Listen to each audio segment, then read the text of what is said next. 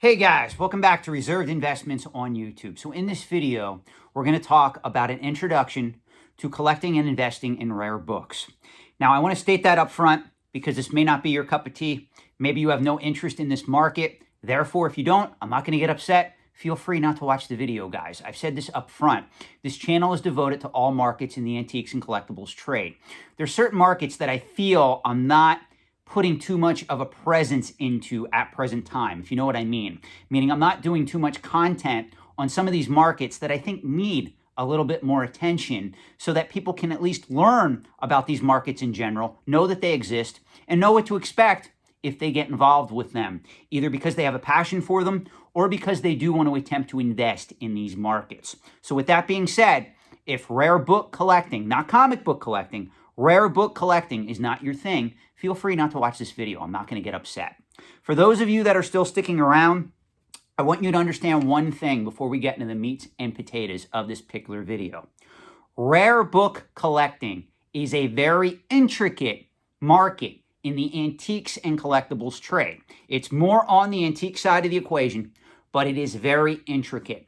Those of you that watched my videos on coin collecting, I always call coin collecting a very sophisticated market. It's a very established and very sophisticated market. On the other side of that proverbial coin lies book collecting. Book collecting by nature is a very intricate and very nuanced market. There's a lot of pitfalls in this market. There's no third-party grading for book collecting. If you get into rare book collecting, you are pretty much on your own, or you are going by what the dealer and or the auction house states in regards to the condition of the item you are buying. You must understand that. That's why there's a lot of people that like to stay on the collectible side of the equation. The barrier to entry, meaning price-wise, is quite low. There's a lot of third-party certification. If you collect comic books, you can get your items graded by CGC. If you collect cards, collectible card games, they can be graded by PSA, BGS. If you collect toys, you can go through AFA. If you collect video games, you got VGA or WADA. That's why if you're going from collectibles to the antique side of the equation, you must understand that there is more risk on this side of the equation overall. It is not all rosy over here. There's a lot of people on the antique side of the equation that have been studying these markets for decades, and they're all competing with you directly to get a lot of these items, whether because they want them in their collections or they're a dealer and they want to flip them for a profit. Now, one thing you must understand about rare book collecting is slow and steady always wins the race. Unless if you are somebody who really knows these markets, who really understands the markets for rare and collectible books, you are not going to come into this market, buy your first book, and immediately flip it 6 months later for several $1,000s profit. If you do that, consider it beginner's luck. Most people do not end up working in this market under that mantra unless, again, they're a dealer, they're somebody that's been involved in this market for decades on average. It's just like rare coins. You can get involved in the rare coin marketplace. No questions asked. The problem is whether or not you make money in that marketplace is directly up to you. It's the amount of knowledge you have and the understanding as to how that market works. And to be fair, I did do several videos already on rare coin collecting. If that's a market that interests you, if you want to go back through my channel, look through my previous videos, you'll find those. But when we talk about books, slow and steady usually always wins the race. These are items you're going to have to hold for 5, 10, 15, 20 years on average in order to see a profit. And in some cases, if you're coming into this market solely with an investment mindset, you will most likely not be pleased. This market is one that rewards both collectors and investors, meaning people who have passion and people who understand the fundamentals, the economics, and the finance of this particular marketplace. For instance, in most cases, rare books, a lot of rare books, unless if it's a hot title, more on that in a bit, but most rare books only appreciate in value 2 to 3% per year. It's very low when you can get 7, 8, 9% in the stock market on average. Or if you invest in real estate or even other collecting categories. For instance, a lot of you guys out there like to speculate in Magic the Gathering, Pokemon, Lego, whatever it is. I'm not against that. Not against that at all. As long as you know what you're doing, you understand the risks, you will probably get better short-term returns doing that than getting involved in rare book collecting. I'm going to be very honest with you guys because that's what I do on this channel.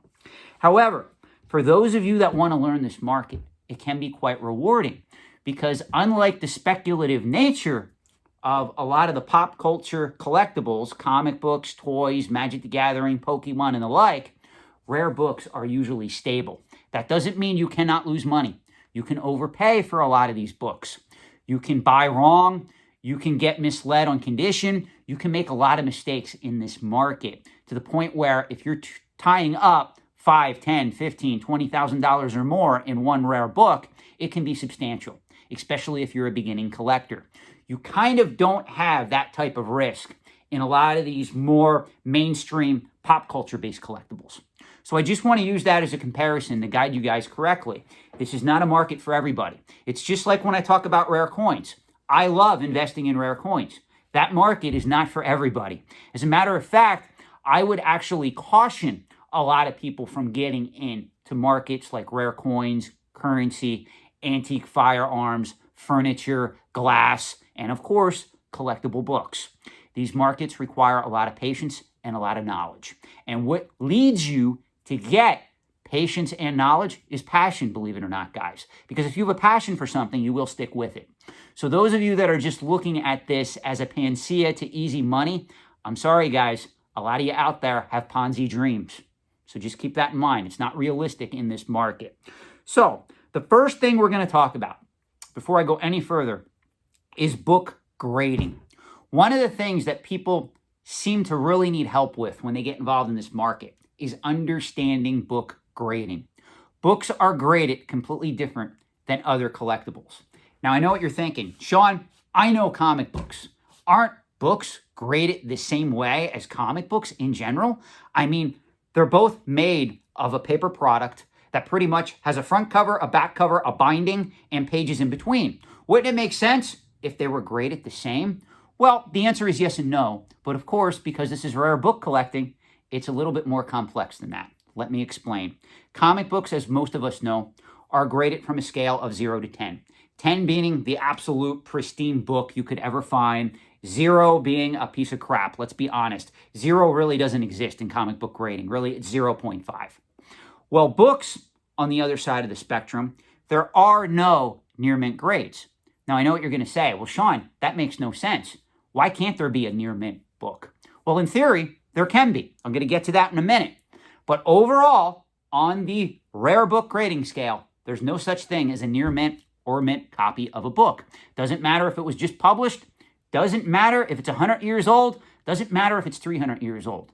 On the book grading scale, it starts out with the top condition you can find a book in. And again, this is disputable. Some dealers don't like this term. Some collectors don't like this term, but I'm going to use it as new. An as new book, an example of an as new book is, let's say that you go to your local Barnes & Noble and you pull the latest Stephen King novel off the shelf and it just came out yesterday. So they just literally opened up the box and they put it on the shelf and you're pretty much grabbing that book and you have it in your hands. That book most likely was never opened. It was never read. You can smell the pages. You can almost smell the ink coming off those pages. That is a crisp, as new book direct from the publisher. Now, if you're going to go after, like me, my favorite book of all time, and I own it, is F. Scott Fitzgerald's The Great Gatsby. If you're going to go after a copy of F. Scott Fitzgerald's The Great Gatsby and you want an original first edition copy of that book, you will never find it in as new condition. It's impossible. None exist. The book was published almost 100 years ago. It was published in the 1920s. Well, as a result, the next condition grade after as new is fine condition. Now, this throws a lot of people off because people go, well, wait a minute. How do we go from as new to fine? Well, fine in book collecting really is, wink, wink, in my opinion, near mint. Now, I'm sure some people out there will disagree. I'm sure that there's people that have been collecting books for decades that are watching this video, spitting out their coffee, going, Sean, that's not true. It is fine condition. I'm telling you, it is fine condition, not near mint. But in all actuality, the definition of a fine condition book is one with little to no wear that just lacks crispness. So an as new book has crispness. to the pages, to the feel of the book like it was just published.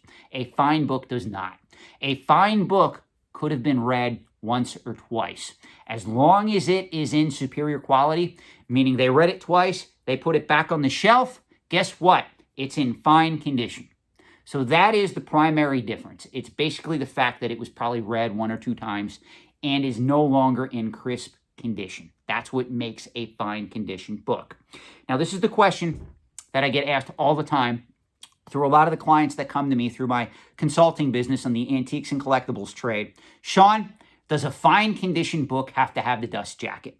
Now, if you don't know what a dust jacket is, if you go to Barnes & Noble and you pick the latest hardcover book off the shelf, the jacket that goes around the actual hardcovers that tells you about the author and the book, that's the dust jacket. That's all it is. It is what it says. It's a dust jacket. The answer is no. For a book to be considered in fine condition, it does not have to have a dust jacket. In fact, if we go back to my example of my first edition copy of The Great Gatsby, that book that I own is in fine condition, but it does not have the dust jacket. Today, if I sold that book, that would probably sell for a little over $20,000, if not more. I am using a low price estimate just to prove my point.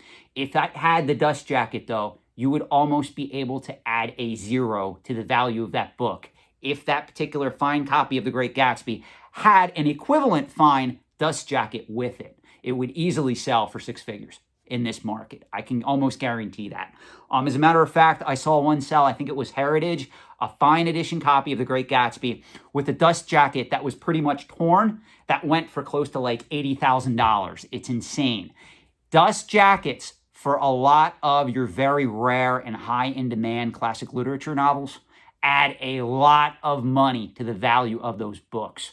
For instance, if you have a copy of Old Man and the Sea, Moby Dick, Ethan Frome, Great Expectations, even The Hobbit, Lord of the Rings, and Dune, if you have the dust jacket with that book, it adds an incredible amount of value to that book. Now, obviously, it's predicated on the condition of that dust jacket, but dust jackets can add a lot of value to the price of a rare book. Make no mistake.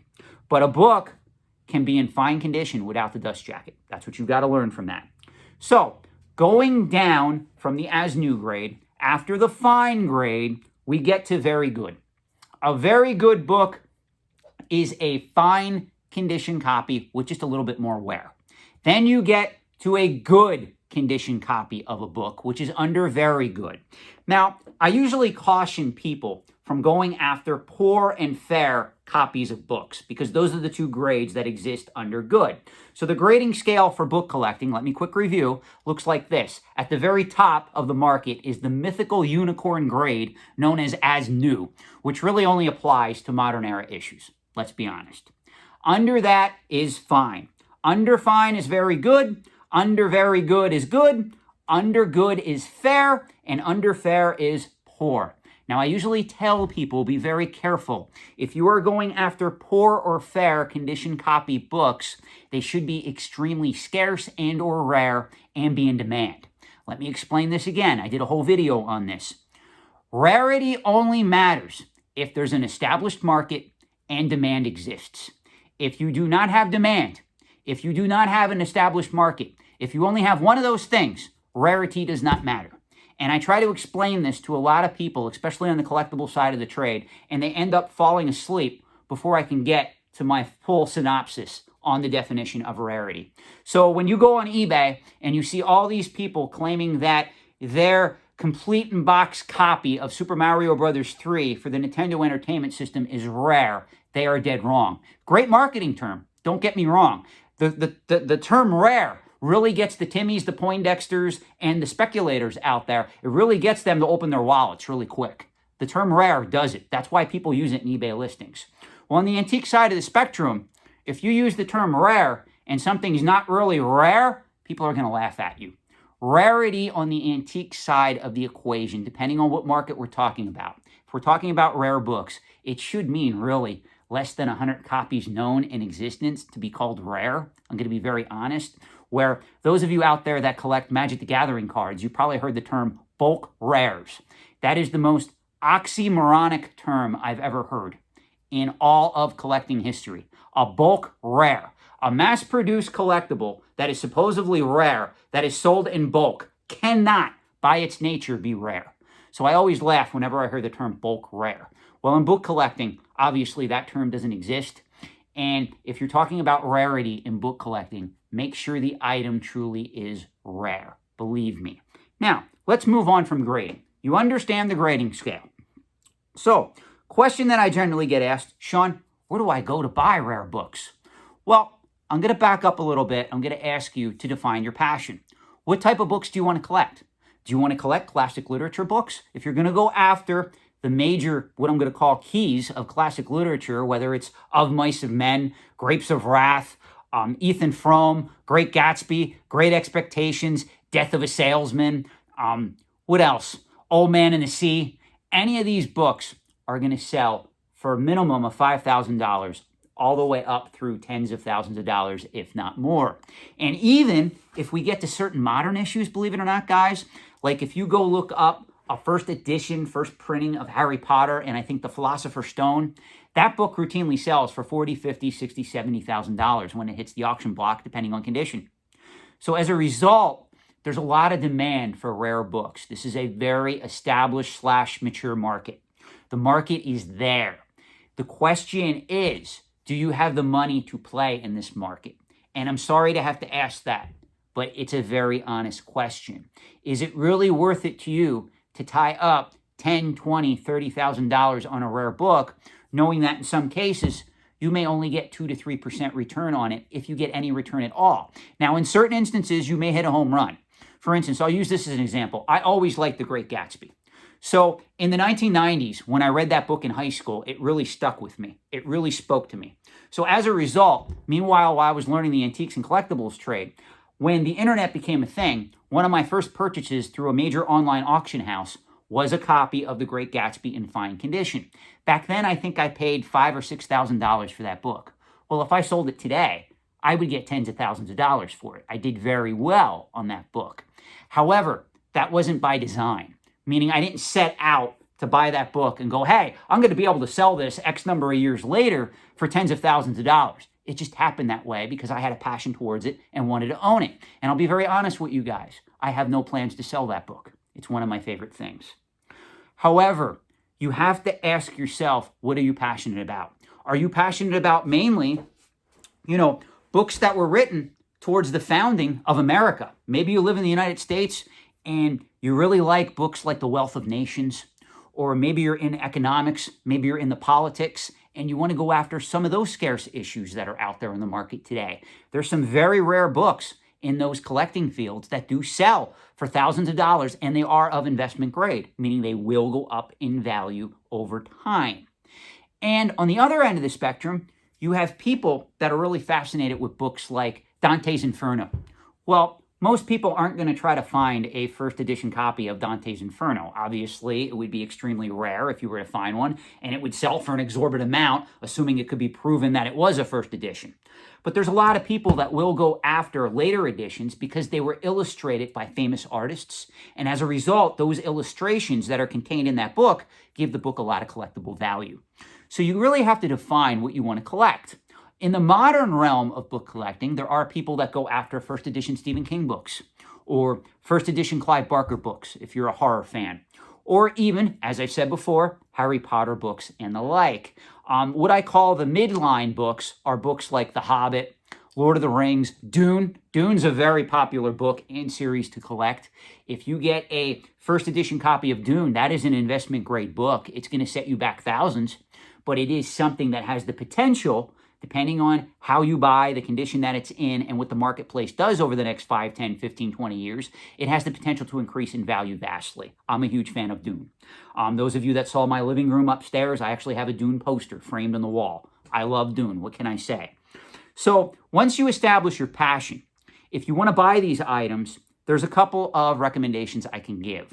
The first is Heritage Auctions. Heritage Auctions does signature book sales from time to time. They have a lot of key books in that particular auction that they host.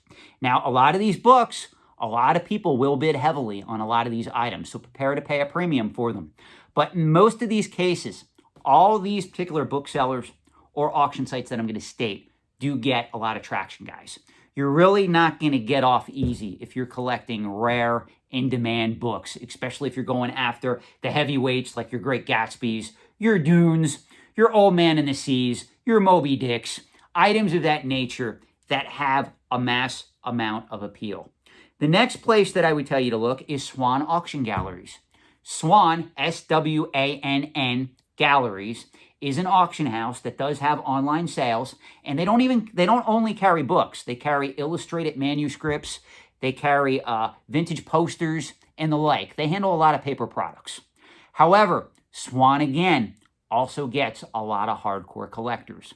So the chances of you coming across a undervalued or a copy of a book selling at a significant discount on the marketplace as a whole that's being sold by either Swan or Heritage is quite low. The other place that I will tell you to look, and again, I'm going to state caution on this, is Bauman's Rare Books. Now, if you don't know who Bauman's Rare Books is, you probably never watched Pawn Stars, because Rebecca Romney, the book expert, that's where she works at. That is a very high-end rare bookstore. They also have a website, and they have locations across the country, not just in Las Vegas. I think there's one right here in Philadelphia, believe it or not, right around where I live. I live in Boyertown, but Philadelphia is only 50 minutes away. I would like to head out there. I have actually never been in a Bauman's Rare Books, to be fully honest with you guys. And the reason for that is I do consider their pricing to be on the high side. I can probably do better at Heritage auctions in certain instances, or even Swan. A fourth seller that I will recommend with some caution is Abe's Books. Abe's Books is an online book marketplace, but they do have some collectible books. You just have to really know what you're buying. You have to do your research, and you really want to ask a lot of questions in relation to condition and how they ship the book to you. They are a trusted seller, no problems there. They're a little bit cheaper overall than Bauman's in most cases from what I see. Bauman's really caters to the high-end clientele, the very wealthy people out there that just want a rare book. They want to know what it is. They don't want the hassle of going to auction, and they're willing to pay a premium for it. That's what Bauman's clientele significantly is. Whereas Heritage and Swan, you may be able to get a deal every now and then if you know what you're doing. Even on Abe's Books, you may be able to do okay. So those are 4 places that I would recommend you going if you want to buy some of these books. Again, I prefer the auction avenue. I'm comfortable with auctions. I like bidding on auctions. So I would tend to go through either Swans or Heritage, in all honesty. Now, again, I want to conclude this video with this statement. I am going to be doing more videos on a lot of these esoteric or more intricate or more sophisticated collecting categories. That said, in the next video that I'm going to do on rare book collecting, I'm going to focus more on the modern side of the trade and how much it's transformed and why I caution people from investing in modern era first edition books, especially with on-demand printing being all the rage at present time. That will be spoken about in an upcoming video. So I hope that you enjoyed this video. It was just a 20-some minute long video just to give you a primer on rare book collecting. I think I said that backwards. Did I just say 20-minute long, video long? I apologize, guys. You can tell we're at the end of the video. I apologize. Thank you for watching this video. If you didn't like it, please let me know in the comment section below, because I do spend a lot of time doing these videos on these esoteric collecting categories. If you're not getting anything out of it, guys, I will use that time elsewhere. I'm just being 100% honest. So I thank you for your feedback. I thank you for liking this particular video, and I also thank you for subscribing. Enjoy your night.